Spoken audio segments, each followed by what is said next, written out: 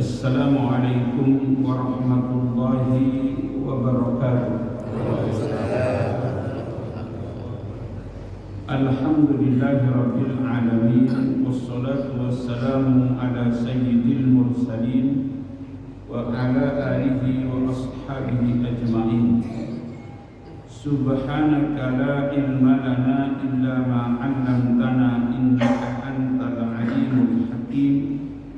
Rabbi shrah li sadri wa yassir li amri wa hlul 'uqdatam min lisani yafqahu qawli. Amma ba'du. Para alim ulama, para ustaz, para sesepuh,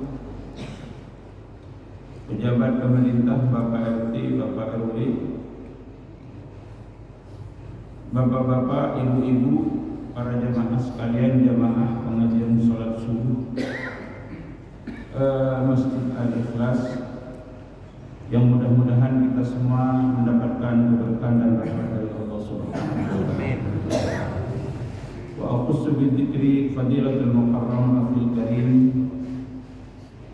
Kiai Al-Haj Dr. Andus Ihsan Haris yang saya hormati, sahabat saya Bapak Haji Husin yang saya hormati, ketua masjid yang lama maupun yang baru, dan semua para sesepuh, mohon maaf tidak menyebut satu persatu. Mari di pagi yang indah ini kita diberikan kesempatan dan kesehatan oleh Allah. Kita selalu bersyukur. Mudah-mudahan dengan banyak bersyukur kita akan diberikan rahmat dan keberkahan oleh Allah. Salawat teriring salam kita haturkan kehadiran Rasulullah sallallahu alaihi wasallam. Allahumma shalli ala sayyidina Muhammadin wa ala alihi wa ashabihi ajma'in. Pada pagi hari ini mohon maaf Bapak Kiai Ihsan, saya masih belum membawa kisosul Quran yang saya tentukan di WA itu. Namun pada pagi hari ini saya membawa kitab sirah yang berkaitan dengan kisah-kisah para nabi, yang memang materi saya karena ditetapkan setiap Ahad keempat, pekan keempat adalah di kisah-kisah di dalam Al-Quranul Karim. Namun ini juga di dalam Al-Quranul Karim yang saya baca adalah kitab Ar-Rahiqul Makhtum yang ditulis oleh Fadilatul Syekh ulama dari India, Sofiur Rahman Al-Mubarakfur. Kitab Ar-Rahiqul Makhtum ini adalah menulis sejarah tentang kehidupan Rasulullah sallallahu alaihi wasallam. Kitab ini pernah dilombakan di Al-Azhar University di Mesir. Ternyata ini kitab terbaik untuk penulisan sejarah tentang kehidupan Rasulullah sallallahu alaihi wasallam. Yang ingin saya sampaikan pada pagi hari ini adalah mari kita mengingat kepada sebuah peristiwa yang terjadi pada Rasulullah sallallahu alaihi wasallam pada 14 abad setengah kurang 5 tahun yang lalu. Sekarang tahun berapa, Pak? Hijriah tahun berapa nih? 1445. Baru ingat kalau sudah ada tahun ulang tahun baru Hijriah kan? Mungkin bulannya sampai Bapak nggak apa? Haram. Tahunnya aja tahun sekian. Kalau bulannya seperti bulan Masehi, Januari, Februari, Maret, April, saya kira di ruangan ini yang hafal cuma berapa orang? Awal Pak, bulan-bulan Arab. Insyaallah. Kenapa enggak? Karena gaji pakai bulan Januari, Februari kan? Baik. Yang saya akan sampaikan adalah peristiwa hijrahnya Nabi besar Muhammad sallallahu alaihi wasallam. Kenapa sih hijrah itu kok sampai Rasul sallallahu alaihi wasallam dikepung oleh orang kafir Quraisy, sampai Rasul sallallahu alaihi wasallam ngumpet di sebuah gua. Guanya gua apa? Gua Sur. Sampai 3 hari Rasul sallallahu alaihi wasallam ngumpet. Apakah Rasul itu takut terhadap orang-orang kafir itu? sampai Rasul Sallallahu Alaihi Wasallam perjalanannya bukan tidak lewat di perjalanan yang umum dilewati. Bapak yang pernah umroh dan haji seperti apa, Makkah Madinah itu cadasnya seperti apa? Kok sampai seperti itu? Kok enggak seperti Mi'raj aja? Isra dan Mi'raj perjalanan Nabi dari Masjidil Haram ke Masjidil Aqsa, dari Masjidil Aqsa melanjutkan perjalanan sampai ke langit yang ketujuh. Langit yang ketujuh masih naik lagi ke Sidratil Muntaha, ke Mustawa, ke Rafraf. Itu dilakukan hanya lailan, hanya sebagian daripada malam, sebentar saja. Kenapa ini? Kalau perjalanan Rasul Sallallahu Alaihi Wasallam ketika hijrah tidak seperti Mi'raj itu.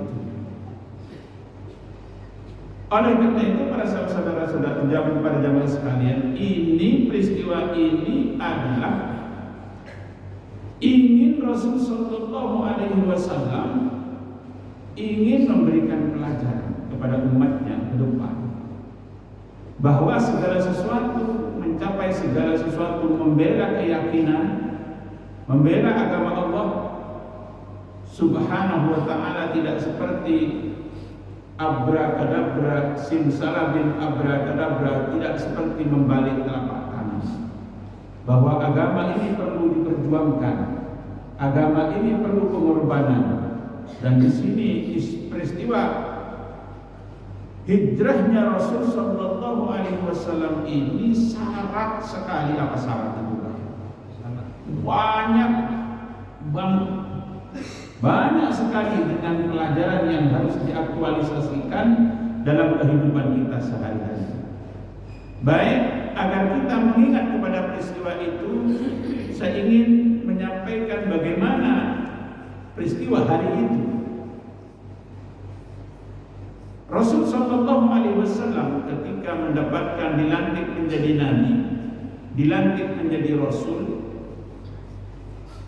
dengan turunnya malaikat Jibril, Iqra bismi rabbikal ladzi khalaq, khalaqal insana min 'alaq. Rasul mendakwahkan Islam ini kepada orang-orang terdekat. Coba, dari kalangan wanita, istrinya sendiri. Siapa? Siapa istrinya Rasul yang pertama beriman kepada Nabi? Khadijah.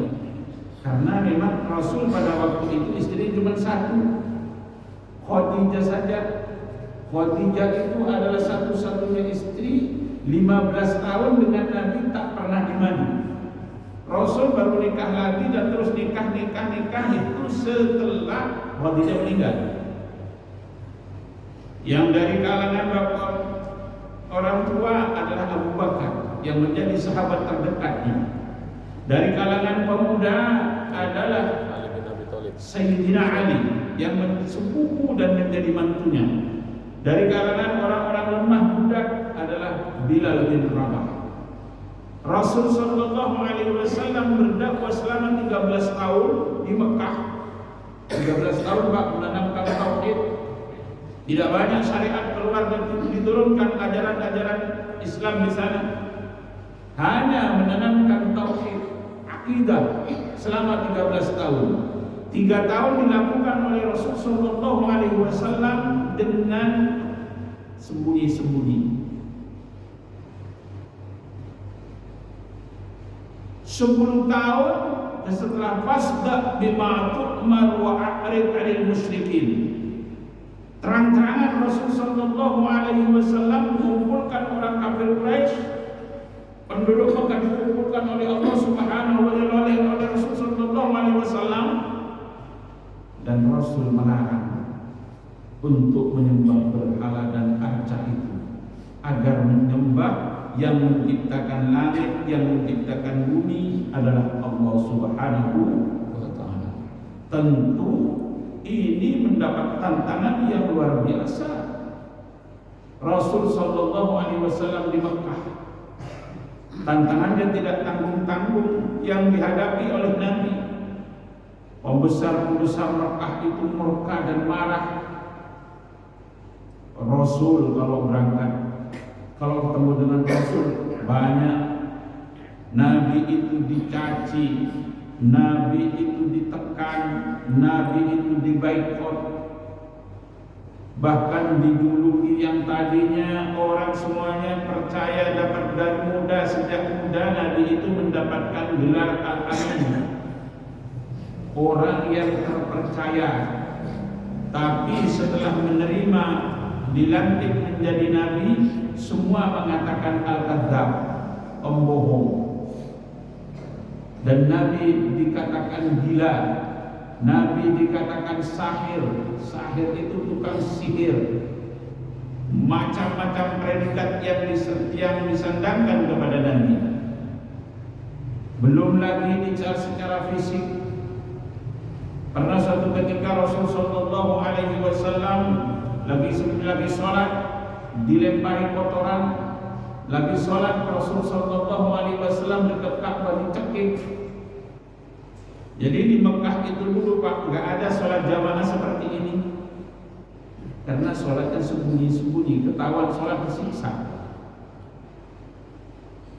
Nggak ada nih. Sholat jamaah itu baru ada di Madinah. Di Mekah nggak ada sholat jamaah. Nah, mereka ini dengan segala cara menyampaikan kepada pamannya, wahai Abu Thalib, paman yang paling disegani oleh kaum Quraisy, oleh orang kafir Makkah adalah Abu Thalib, walaupun miskin. Tolong sampaikan kepada ponakanmu itu suruh berhenti mengajak kami ini meninggalkan tradisi-tradisi nenek moyang kami. Suruh berhenti ponakanmu itu. Minta apa? Minta harta, kami kumpulkan harta Jazirah Arab ini, kami berikan kepada ponakan Muhammad itu. Minta wanita, kami kumpulkan, adakan Miss University kalau sekarang. Kami pilih wanita tercantik, saya persembahkan untuk Muhammad. Mau jadi raja, saya angkat jadi raja. Yang penting jangan musik-musik keyakinan kami ini. Gak pernah keluar langsung kepada Nabi, tapi melalui pamannya. Apa jawabnya Rasul? Ketika disampaikan kepada Rasul oleh Abu Thalib, wallahi ya Abi, law wada'a asy-syamsa fi yamini wal qamara fi yasari la an atraka hadha amla. Paman, demi Allah, andaikan mereka matahari itu ditaruh di tangan kanan saya, rembulan itu di tangan kiri saya, untuk saya meninggalkan perkara ini, tauhid, saya dakwah tauhid ini, saya tidak akan. Dia yang mati atau saya yang mati. Ancaman ditolak. Sekarang damai sajalah, kata mereka. Ayo sebulan ibadah dengan cara kami, sebulan saya ikut ibadah cara kamu. Turun ayat qul ya ayyuhal kafirun la a'budu ma, ayat akhirnya lakum dinukum waliyadin. Itu pun enggak mau. Pada akhirnya Rasulullah sallallahu alaihi wasallam, mereka kufar Mekah punya parlemen. Kufar Mekah itu Pak, yang dinamakan Darun Nadwah. Dipanggil semua pemuka Mekah, kafir Mekah, setiap kabilah dipanggil untuk berembuk bagaimana menghabisi Muhammad. Ini saya baca Pak ya, teksnya.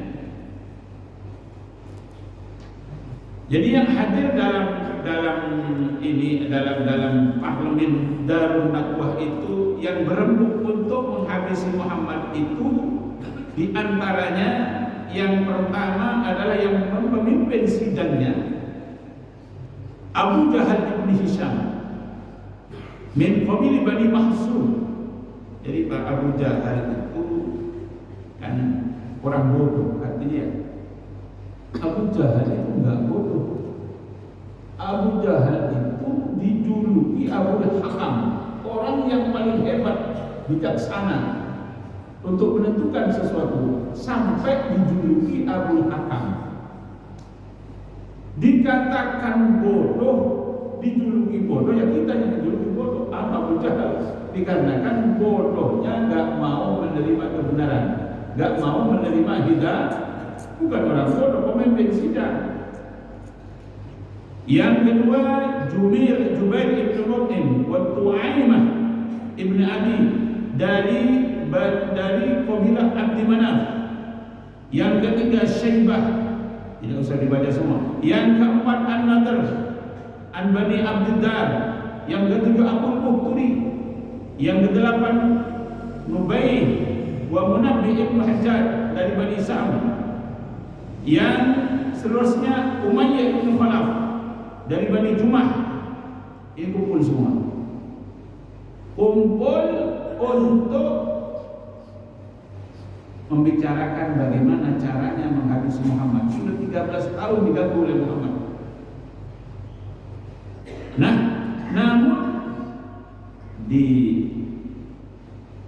pertemuan itu ada yang datang, Iblis ini menjelma menjadi manusia. Dulu Pak, pada zaman Nabi masih berisri, iblis itu menjadi manusia, nampak manusia, menjelma manusia. Sering Nabi Yahya, Nabi Isa itu berjumpa dengan iblis. Bahkan pada Abdullah ibn Maktum juga berjumpa dengan iblis, menjelma manusia. Dan juga ini dalam parlemen ini ada iblis menjelma manusia. Sekarang nggak ada, Pak. Kenapa nggak ada? Kalau dulu, sekarang kata iblis, saya sekarang nggak perlu menjelma seperti dulu menjadi manusia, karena sekarang manusianya sudah lebih parah. Manusianya lebih parah dari iblis. Walamma jauh ila dari nadwah, dan ketika semua itu orang yang disebutkan tadi sudah berkumpul di Darun Nadwah, hasbal mi'at, sesuai dengan janji yang telah ditentukan, i'taradahum iblis fi hayati syaikhin jalil. Ada iblis menjelma menjadi manusia seperti orang sepuh yang berwibawa. Nah, wa waqafa 'ala al-bab, dan dia nunggu di pintu. Faqalu, mereka ini anggota tadi yang saya sebutkan, anggota yang rapat ini nanya, man syekh, ini siapa orang sepuh ini? Qala, maka dijawab oleh syekh itu, iblis yang menjelma manusia, syaikhun min ahli Najd, saya orang tua yang sangat bijaksana di dunia. Sami'a billadhi itta'adtum lahu, saya mendengarkan kamu ada pembicaraan hari ini penting, mau rapat kalian. Fahadara ma'akum, maka dia mau ikut dalam rapat itu, liyasma'a ma taqulun, untuk mendengarkan apa yang Anda bicarakan. Wa asa an la ya'timakum min ra'yan wa nashan, mudah-mudahan saya bisa menasihati kalian agar nanti keputusan yang tepat, karena saya punya pengalaman, seakan-akan kayak gitu. Qalu ajal, ya mari ikut. Fadakhala ma'hum, maka duduk sama mereka. Nah, wa ba'da an takamala al-ijtima' bada'a ardul iktirahat wal hulul wa darat niqash tawilan. Setelah kumpul semua, dimulai. Pimpinan sidangnya adalah Abu Jahal. Mulai diminta pendapatnya. Mari, dengan judul bagaimana kita menghabisi Muhammad, membunuh Muhammad. Dengan cara apa? karena bermacam-macam cara kita sudah gagal, kata mereka. Qala Abu Aswad, yang ini pendapat pertama. Bagaimana caranya menghabisi Muhammad? Yang pertama Abu Aswad, lengkap sekali sejarah ini. Nukhrijuhu min baini adhurina wa nunfihi min biladina wa la nubali aina dhahab wa la haythu rafa faqad aslahna amrana wa alfatna kama kana. Ini pendapatnya Abu Aswad. Begini kata Abu Aswad, sudah kita tangkap Muhammad itu, kita asingkan, kita buang ke tempat yang asing. Kalau di sini taruh di sebuah pulau mana kayak di Pulau Seribu yang kecil itu, biarkan di sana, dia biar mati di sana. Oh, diralat oleh Syekh An-Najdi, Pak, oleh iblis tadi yang ikut dalam parlemen ini. Kalau Syekh An-Najdi baru iblis ini sudah sehat. Lah, kata iblis ini, ma hadza lakum bira'in, ini enggak benar pendapat ini.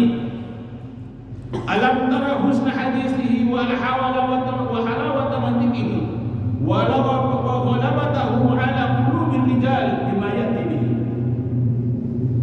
Anda enggak tahu bagaimana piawainya Muhammad itu kalau sudah berbicara dengan orang lain.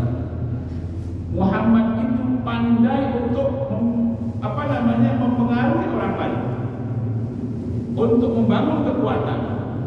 Kalau nanti Muhammad itu diasingkan di sebuah tempat dan dia berjumpa dengan seorang, di sana dia membuat kekuatan, lalu mereka itu akan menyerbu kita, sudahkah siap Anda? Tidak diterima pendapat pertama ini Abu Jahal. Yang kedua, pendapatnya Abu Muhturi. Ini pendapatnya. Caranya bagaimana menghabisi Muhammad? Kata Abu Muhturi, ihbisuhu fil hadid wa aghliqu alaihi baban summa tarabbasu fihi ma asaba amsalahu min asy-syu'ara alladziina kanu qablahu. Gampang untuk menghabisi Muhammad itu, kata Abu Muhturi, kita bikin kerangkeng dari besi, kita masukkan Muhammad, besi itu kunci, dan biarkan Muhammad mati. Itu masih diralat lagi, Pak, oleh iblis. Qala Syekh An-Najdi, diralat lagi oleh iblis ini yang menjelma manusia. Lah, ma hadza lakum bira'in. Tak bisa. Wallahi la in habastumuhu kama taqulun la yakhrujunna amruhu min wara'il bab alladhi aglaqtum dunahu ila ashabihi. Kalau Muhammad itu dikurung, pengikut-pengikutnya ini kan masih lemah, Pak. Pengikut Muhammad di Mekah ini orang-orang lemah, budak seperti Bilal, seperti Ammar bin Yasir, dan masih tidak banyak. Tapi kalau sudah melihat pengikutnya ini melihat Muhammad dikurung, dia akan berubah menjadi beringas, mempunyai kekuatan luar biasa. Sudahkah Anda siap menghadapi ini? Tidak bisa, tidak diterima juga. Abu Jahal juga terpengaruh. Lalu sekarang pendapatnya pimpinan sidang langsung. Dua pendapatnya Abu Aswad tidak diterima, pendapatnya Abu Aswad tidak diterima, pendapatnya Abu Muhturi tidak diterima. Sekarang udah habis.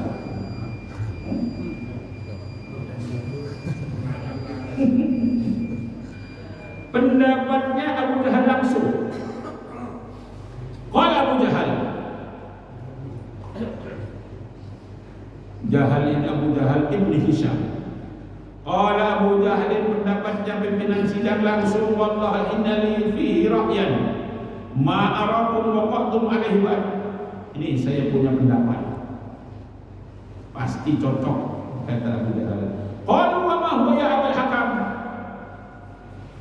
Mereka bertanya, itu apa pendapatmu? Qala ara an na'khudha min kulli qabilatin fatan syabban jalidan nasiban wasitan fina. Kita ambil dari setiap kabilah satu seorang pemuda yang hebat tebasan pedangnya, pendekar-pendekarnya, summa nu'ti kulli fatan minhum sayfan sariman. Setiap pemuda yang hebat itu kasih pedang yang sangat tajam. Summa ya'madu ilaihi fayadribuhu bihi darbata rajulin wahid. Lalu kita cabik-cabik, kita itu cacat-cacat apa ya? Pagusin apa itu cacat-cacat? Kita potong-potong. Semua kabilah menebaskan pedangnya itu kepada Muhammad. Dan Bani Abdi Manaf nanti tidak bisa menuntut balas karena dibunuh massal. Nah, baru saudara-saudara sekalian, kata Syekh An-Najdi ini, iblis ini, al-qaulu ma qala rajul. Mantap ini pendapat. Hadza ar-ra'yu alladhi la ara ghairuhu. Ini pendapat yang tidak ada lagi. Ini pendapat paling benar. Coba kayak gitu Rasul sallallahu alaihi wasallam. Lalu datanglah malaikat Jibril kepada Rasul sallallahu alaihi wasallam, diberikan informasi bahwa orang-orang Quraisy sudah mempunyai rencana nanti malam rumahmu akan disatroni oleh pemuda-pemuda handal dengan tebasan pedang. Lalu Rasul sallallahu alaihi wasallam siang itu ba'da duhur Rasul sallallahu alaihi wasallam pergi ke rumahnya Abu Bakar. Menyampaikan kepada Abu Bakar, wahai Abu Bakar, nanti malam kita hijrah, kita berangkat. Karena sebelumnya itu Pak, ada perjanjian, dua perjanjian. Orang-orang sahabatnya Rasul sallallahu alaihi wasallam sebelumnya sudah berangkat duluan ke Madinah. Nah, orang-orang kafir Mekah ini melihat sahabat sudah banyak yang pindah ke Madinah, khawatir karena takut di Madinah bikin kekuatan. Makanya kalau sampai Rasul sampai ada di Madinah nanti akan membuat kekuatan, harus dihabisi sebelum Rasul pindah ke Madinah. Datang sampailah ke Abu Bakar. Ketika sampai berjumpa dengan Abu Bakar, diantar oleh siapa yang mengantar itu Ustaz? Abdullah bin Uraikid. Diantar ke sana ke Abu Bakar. Abu Bakar ketika diajak oleh Rasul sallallahu alaihi wasallam untuk hijrah, senang bukan main Pak. As-suhbatu ya Rasulullah, saya yang diajak ya Rasulullah. Padahal Pak Abu Bakar itu konglomeratnya Mekah. Sahabat paling kaya adalah Abu Bakar. Diajak Rasul sallallahu alaihi wasallam pindah ke Madinah, tidak membawa apa-apa, semua kekayaan ditinggalkan, keluarga ditinggalkan, status sosial ditinggalkan di Mekah, pindah ke Madinah, enggak bawa apa-apa. Tapi senangnya bukan main. Kira-kira kita kalau suruh pindah di Jakarta, kita nggak bawa apa-apa, suruh pindah ke Kalimantan, sampai mau. As-suhbatu ya Rasulullah. Nah, sekarang Rasul sallallahu alaihi wasallam masih berada di rumahnya.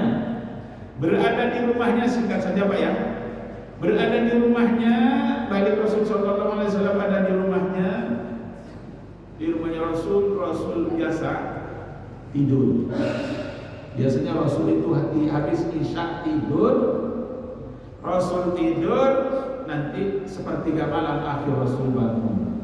Nah, malam ini Rasul masuk rumah, orang-orang kafir Mekah itu sudah mengelilingi seperti yang ditentukan tadi, pemuda-pemuda handal ini sudah mengelilingi. Di antaranya adalah Abu Jahal. Ikut. Nah, Rasul Rasul tahu diinformasi oleh malaikat Jibril, Ali dipanggil. Ali, sini. Kamu tidur di tempat saya tidur dan pakai selimut saya yang saya biasa pakai, selimut hijau warnanya, diterangkan. Namun Rasul Sallallahu Alaihi Wasallam, karena Rasul ini terkenal dengan Al-Amin, orang yang terpercaya, sebenarnya pernah menjuluki Rasul dalam parlemen ini. Rasul, mari kita juluki Rasul itu Al-Kadzab. Muhammad itu adalah Al-Kadzab, pembohong. Itu yang menolak pertama secara refleks Pak adalah Abu Jahal. Saya nggak setuju kalau Muhammad dijuluki Al-Kadzab, karena nggak pernah bohong. Lihat di sini, karena Abu Jahal itu, saya itu percaya dengan kamu wahai Muhammad. Nu'minu bika wala nu'minu bima ja'a bika. Saya percaya kepadamu Muhammad, tapi saya tidak percaya dengan apa yang kamu bawa. Saya suruh nyembah Allah, ini saya yang tak percaya. Kalau nggak dapat percaya. Nah, Ali suruh tidur di situ pakai selimutnya Nabi, tapi pesan sebelum Nabi berangkat, wahai Ali, ini ada titipan orang. Karena pedagang Mekah itu Pak semua dititipkan kepada Nabi. Kalau Nabi mau berangkat berdagang ke Syam, semua dititip barang kepada Nabi.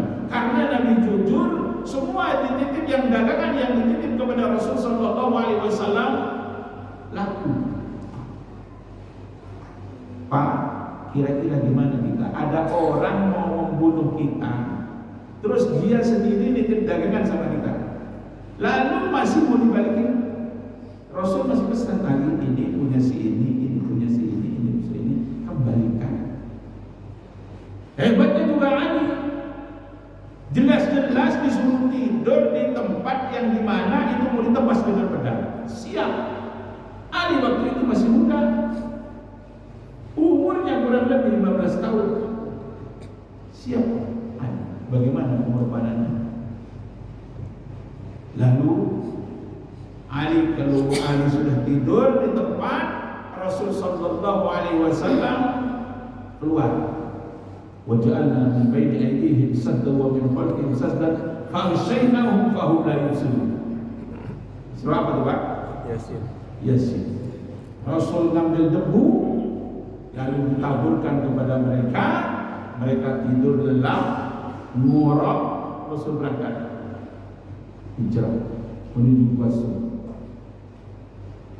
Pak, ini ayat, baca ya. Perhatikan, baca.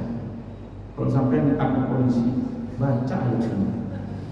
Wa min baini aydihim saddan wa min khalfihim saddan faghshaynahum fahum la yubsirun. Lalu sampai betul taburkan ke polisi. Kalau ditabok sampai. Rasul berangkat, tapi tidak melanjutkan perjalanannya langsung ke Madinah, akan tetapi masih bersembunyi di Gua Sur. Gua Sur ya? Bersembunyi di Gua Sur 3 hari 3 malam. Rasul berangkat hari Kamis, masuk di dalam Gua Sur, tapi sebelum masuk ini lihat bagaimana Abu Bakar terhadap Rasul Sallallahu Alaihi Wasallam. Ketika mau masuk, Rasul mau masuk, kata Abu Bakar, jangan ya Rasul. Takut di dalam gua ini masih ada binatang buas, masih ada binatang berbisa. Takut kalau anda yang masuk duluan wahai Rasul, takut anda disengat binatang berbisa.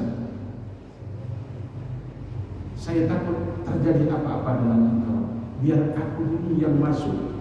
Kalau aku yang disengat yang mati, dan aku mati, hanyalah Abu Bakar yang mati. Kalau engkau ya Rasul, agama belum sempurna. Maka tidak Abu Bakar.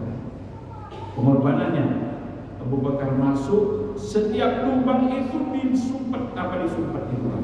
Ditutup pakai, disobek sorbannya Abu Bakar, disobek-sobek ditutup. Setelah gladi resik semua selesai, Abu Bakar baru kepada Rasul, ya Rasul silahkan masuk. Rasul lelah, letih berhenti perjalanannya itu.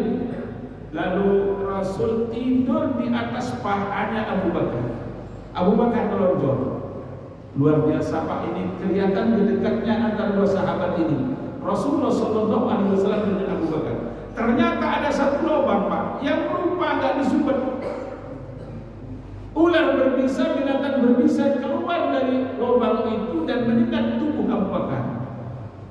Namun Abu Bakar menahan sakit Pak, nggak bergerak, ditahan oleh Abu Bakar karena takut Nabi terganggu tidurnya. Sampai segitu Pak ya.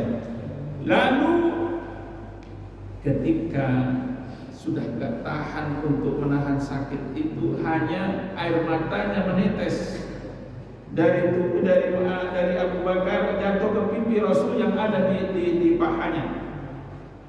Rasul terperanjat bangun. Wahai Abu Bakar, air apa ini? Iya ya Rasul, kata Abu Bakar, mohon maaf, saya disengat binatang berbisa dan aku tidak mampu untuk menahannya. Rasul Sallallahu Alaihi Wasallam langsung diambil ludahnya, diusap dengan ludahnya Nabi, langsung sembuh. Makanya sampai kalau ada sengat binatang berbisa, minta ludahnya selesai.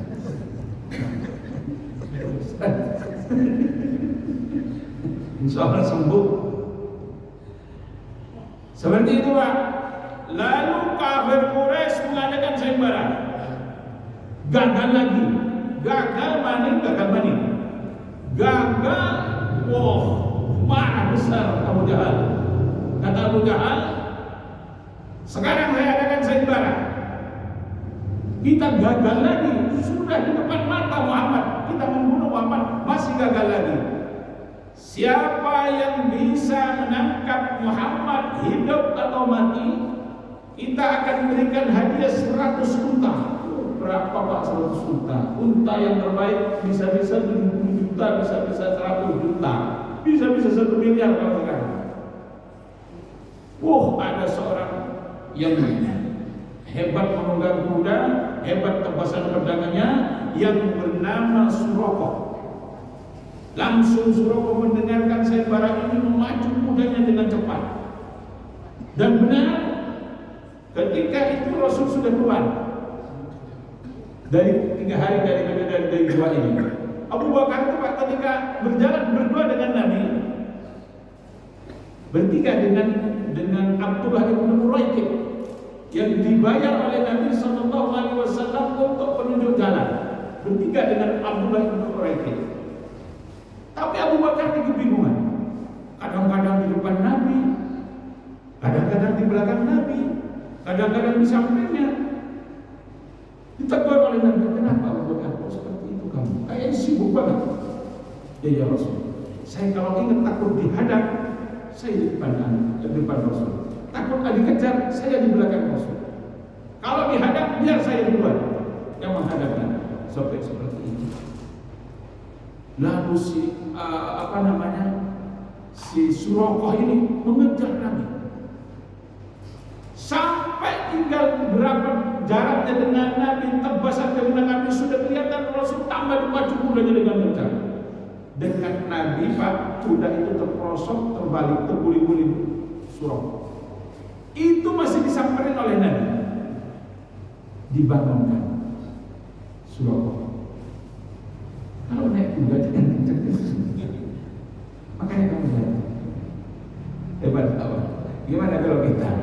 Nah, kalau kita kayak Suraqah itu sudah jelas-jelas dia tertarik dengan 100 unta, dipacu kudanya dengan kencangnya, dengan sudah terhulus kuda, jatuh terprosok, masih Nabi nggak takut Nabi. Jangan Suraqah. Kalau naik kuda jangan kencang-kencang, kamu terprosok kayak gini. Adik Suraqah. Singkat, sampailah Rasul Sallallahu Alaihi Wasallam ke Madinah, disambut tolak Badr di Madinah, memang sudah ditutup.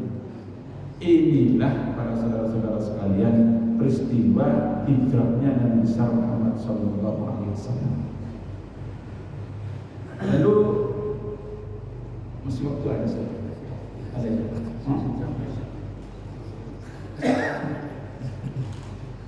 Inilah cerita kisah hari itu, malam itu yang Rasulullah SAW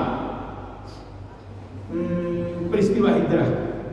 Yang ingin saya sampaikan para jamaah sekalian adalah pelajaran apa sehingga peristiwa hijrah ini dijadikan kalender di dalam Islam.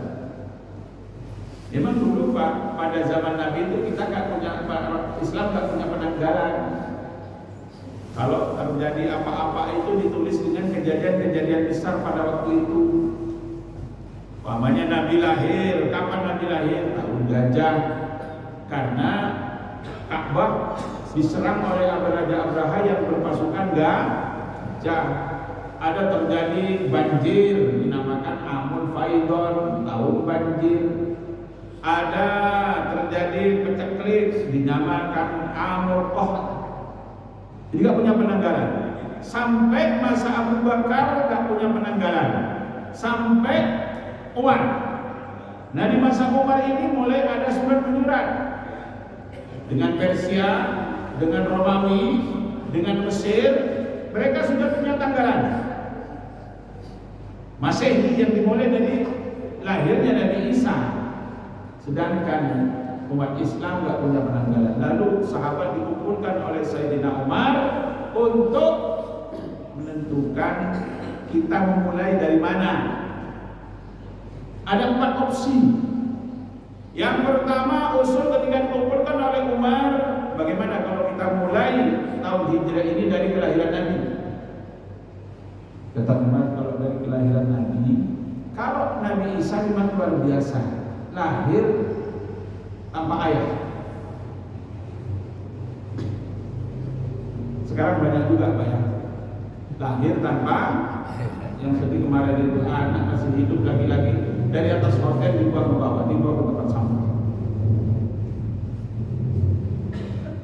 Kalau lahirnya Nabi Muhammad biasa, ada bapak, ada ibu, dan lahirnya Nabi Muhammad tidak bawa perubahan di Mekah.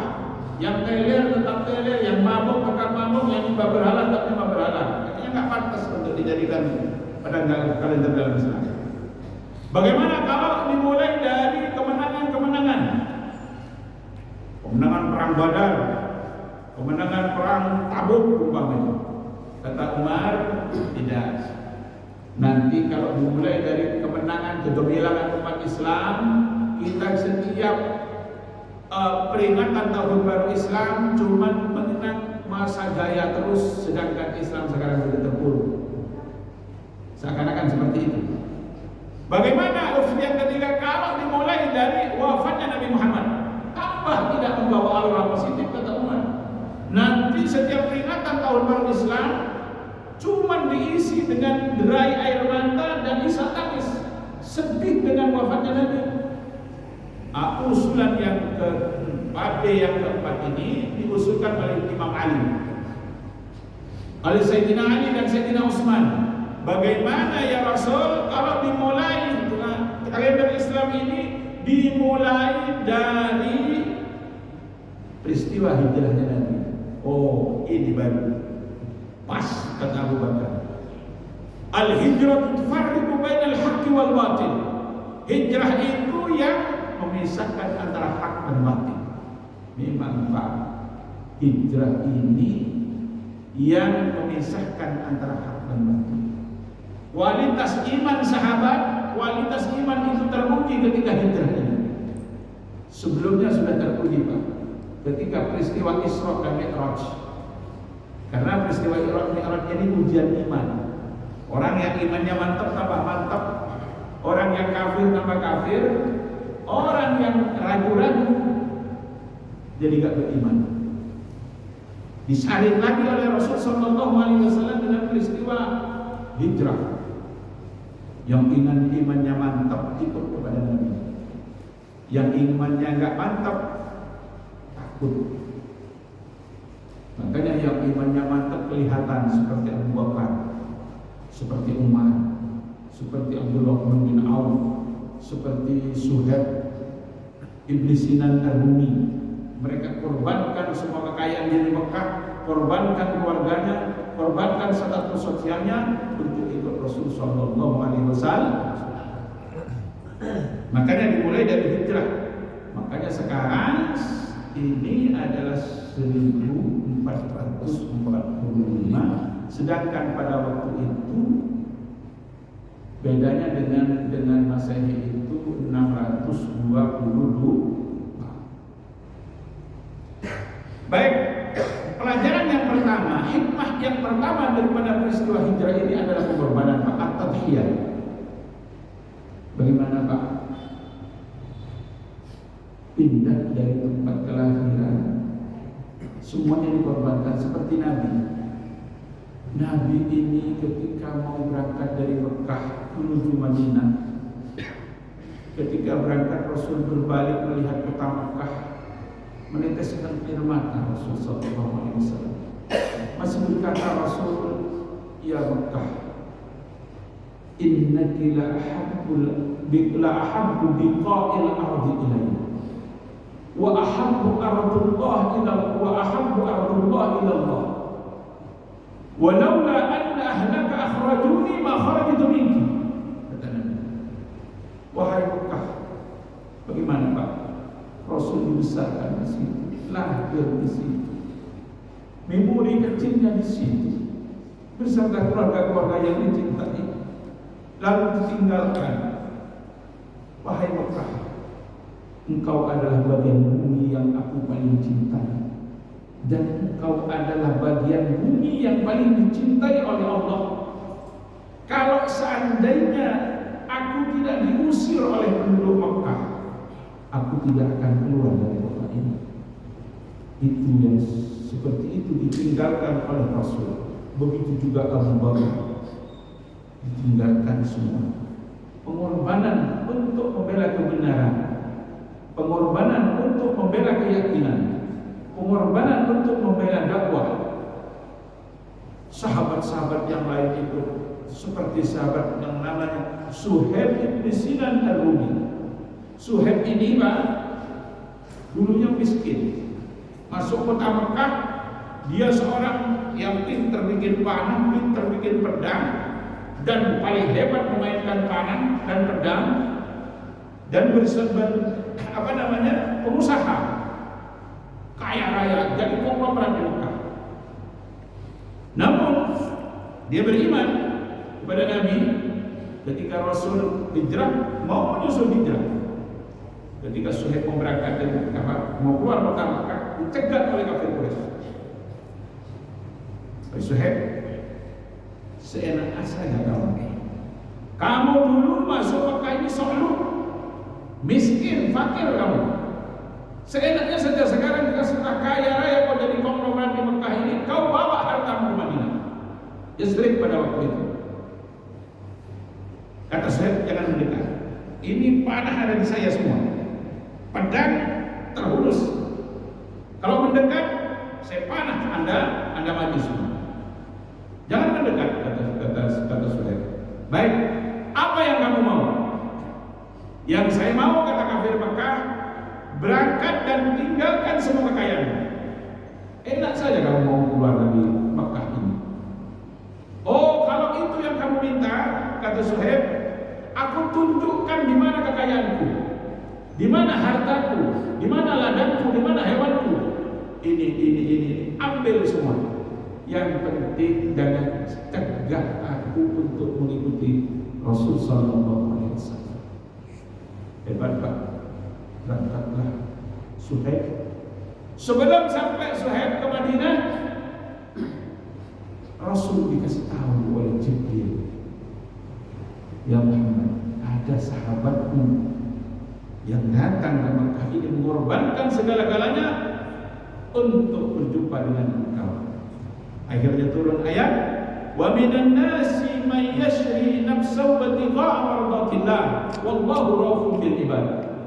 Ada sebagian manusia itu yang menjualkan semua kekayaannya, semua yang dia miliki untuk diberikan kepada Allah Subhanahu wa taala.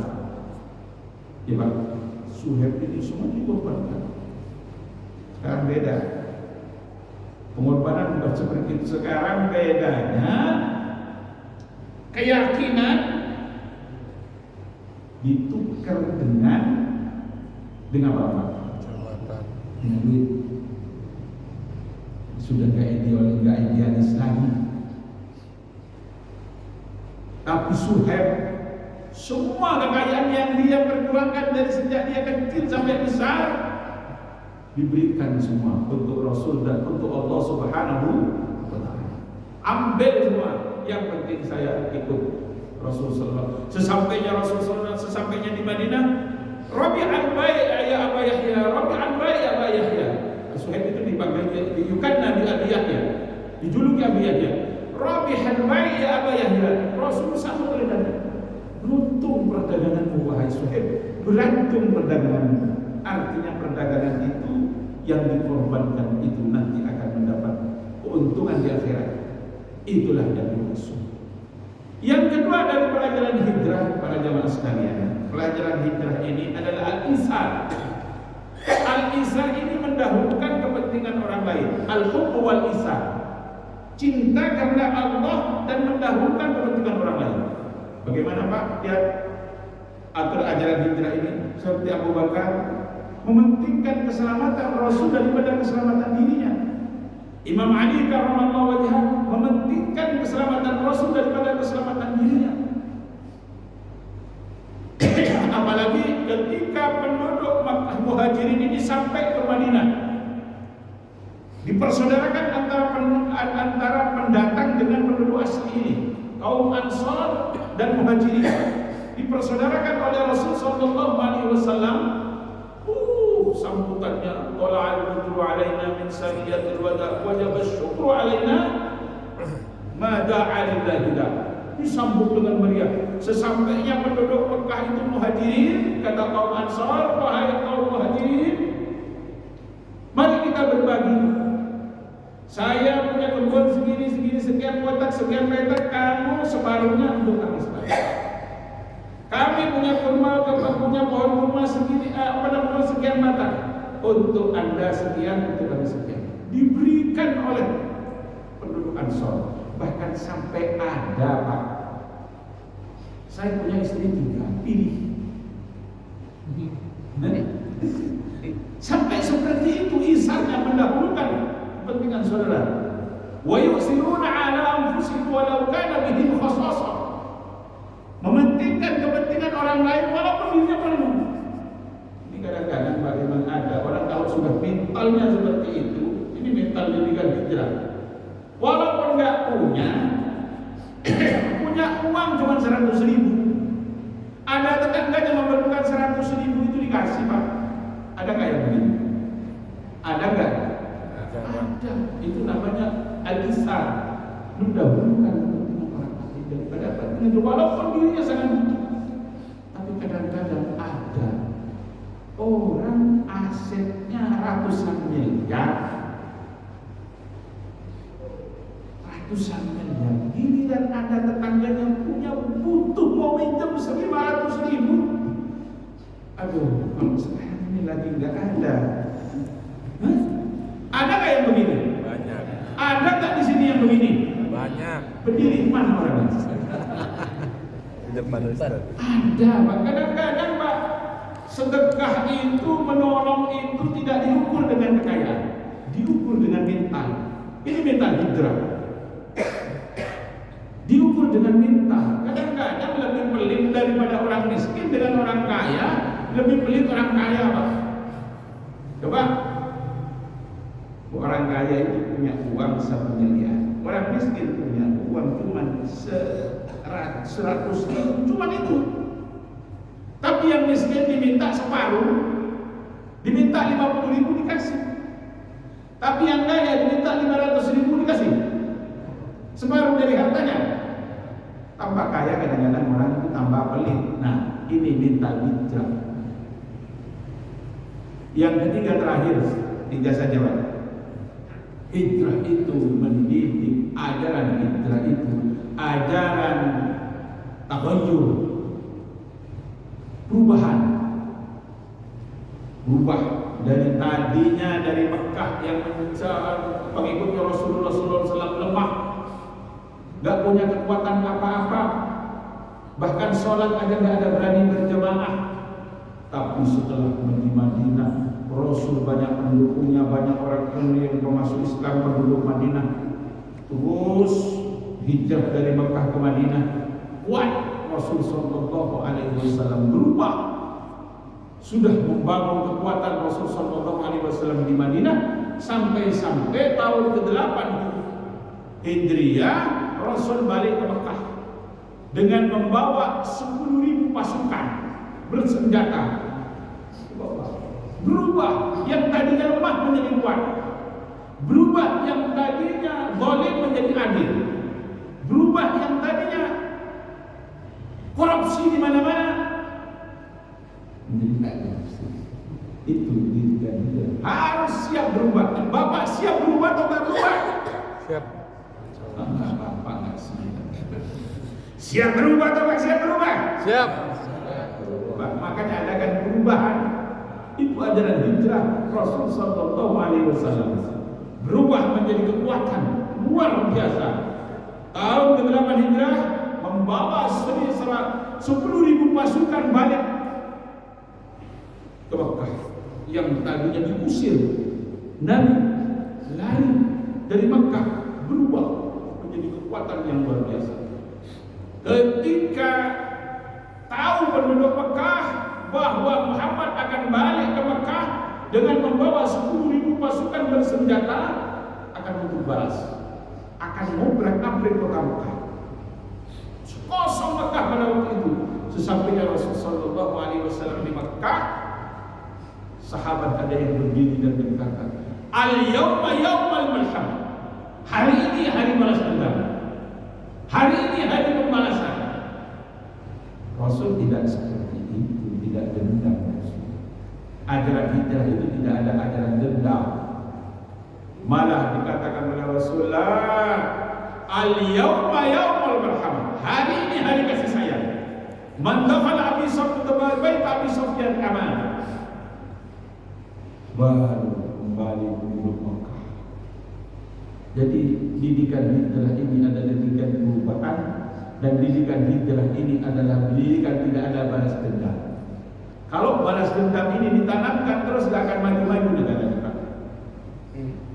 Orde lama muncul orde baru, dendam orde baru kepada orde lama. Semua yang berbau orde lama dihabiskan. Muncul dari orde baru, muncul orde apa? Orde reformasi. Semua yang berbau orde baru dihabiskan oleh orde reformasi. Jangankan itu, kemarin Pak RT si fulan baru, RW, RT si fulan tadi, semua yang walaupun bagus program RT yang pertama, RT yang dua dihabiskan, ya kan? Anies mana jadi gubernur, semua yang berbau Anies sampai 8 incis itu baru pakai Pak.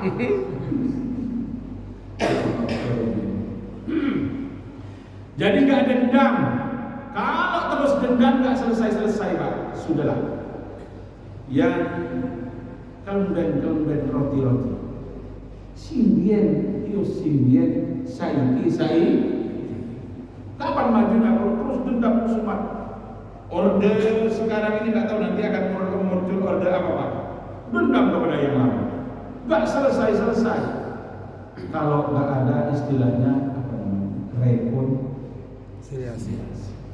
Saya kira ini Pak pelajaran hijrah. Bagaimanapun kalau bicara sejarah nggak selesai panjang. Akan tetapi intinya yang saya sebutkan bahwa Rasul Sallallahu Alaihi Wasallam keluar dari Mekah itu bukan karena takut dengan ancaman kafir Quraisy. Rasul gak pernah takut, gak ada ceritanya takut dalam hidup Rasul Sallallahu Alaihi Wasallam. Bahkan ketika Abu Bakar sudah ketakutan, orang kafir itu sudah di atas di lubangnya gua itu. Rasul bagaimana kalau mereka itu melihat ke bawah pasti kita kelihatan. Mukjizat Pak. Di lubang Ka'bah ini, lubangnya gua itu ada bulu darah. Ada laba-laba yang katakan, sehingga mereka nggak perhatikan itu ada udara, nggak apa-apa ada orang masuk. Apa kata mereka? Kata Rasul, la takhaf wa la tahzan, inna Allah, jangan takut, jangan risau, kita bersama Allah. Itulah para jemaah sekalian pelajaran daripada peristiwa hijrah. Cukup ya? Ini Pak yang saya sampaikan, mudah-mudahan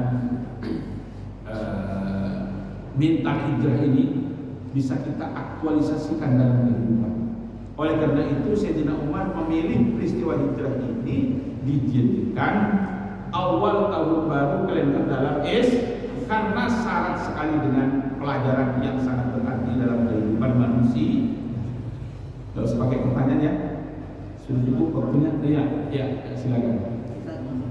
Assalamualaikum warahmatullahi wabarakatuh. Waalaikumsalam warahmatullahi wabarakatuh. Ketika Rasulullah SAW itu lahir di Makkah, kemudian dia dilatih oleh Allah menjadi Rasul.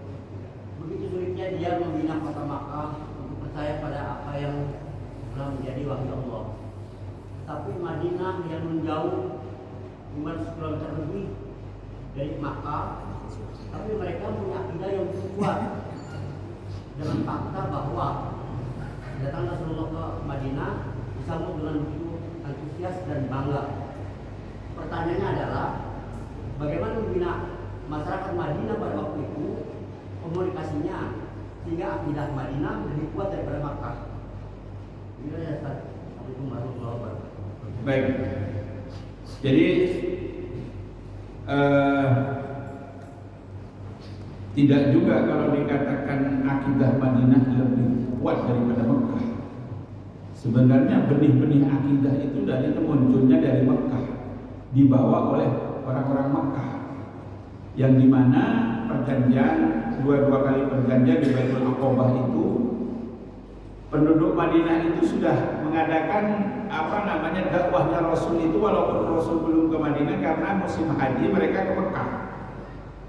Itu juga melalui perdagangan, sehingga penduduk Madinah ini banyak menerima dakwah Rasul Shallallahu Alaihi Wasallam yang tadinya sebenarnya sudah hijrah sebelum ini, bukan hijrah yang pertama. Tadinya hijrah ke Ethiopia, Pak, ke Habasyah, yang rajanya di sana rajanya Najasyi yang beragama Nasrani, akan tetapi masih berpegang teguh dengan kitab asli, menerima sahabat-sahabat Rasul Shallallahu Alaihi Wasallam di Habasyah. Akan tetapi banyak hubungan dengan orang-orang Madinah, sehingga menjalin hubungan sahabat-sahabat Nabi banyak yang hijrah duluan ke Madinah, sehingga dengan terus hijrah ini orang-orang kafir Mekah makanya sudah ketakutan, takut di sana bikin kekuatan. Makanya harus jangan sampai Rasul sampai pindah juga ke Madinah. Kalau Rasul ke Madinah membuat kekuatan habis Mekah. Nah, Rasul Shallallahu Alaihi Wasallam karena dakwah ini sudah tidak kondusif di Mekah, bukan berarti Madinah itu lebih kuat akidahnya, tapi di sana lebih mudah menerima karena karakternya beda di Mekah. Karakternya penduduk Mekah dengan karakternya penduduk Madinah beda. Karakternya orang Priok dengan karakternya orang Solo beda, Pak. Ya. Karakter orang beda, makanya di sana lembut, beda. Karakter orang Madura dengan orang Solo beda, Pak. Makanya di Madinah itu lebih gampang Rasul Shallallahu Alaihi Wasallam diterima. Kalau soal akidah, saya kira tidak beda. Bisa-bisa orang-orang Muhajirin ini karena yang dididik ditempa dengan akidah selama 13 tahun oleh Rasul lebih teruji. Dan Bilal sekali mengatakan beriman disiksa dengan bermacam-macam siksa masih bertahan. Ahad. Cukup ya? Al-Fatihah. A'udzubillahi Bismillahirrahmanirrahim. Alhamdulillahirabbil alamin arrahmanir rahim maliki yaumiddin iyyaka na'budu wa iyyaka nasta'in ihdinas siratal mustaqim siratal ladzina an'amta 'alaihim ghairil maghdubi 'alaihim waladdallin. Allahumma shalli 'ala sayyidina Muhammad اللهم اجعل جمعنا هذا جمعا مرحوما وتفرقنا من بعده تفرقا معصوما ولا تجعلنا شاكيا ولا محروما ربنا ظلمنا انفسنا وان لم تغفر لنا وترحمنا لنكونن من الخاسرين ربنا انزلنا منزلا مباركا وانت خير المنزلين ربنا هب لنا من الصالحين ربنا هب لنا من الصالحين ربنا هب لنا من الصالحين ربنا آتنا في الدنيا حسنة وفي الآخرة حسنة وقنا عذاب النار سبحان ربك رب العزة عما يصفون وسلام على المرسلين والحمد لله رب العالمين السلام عليكم ورحمة الله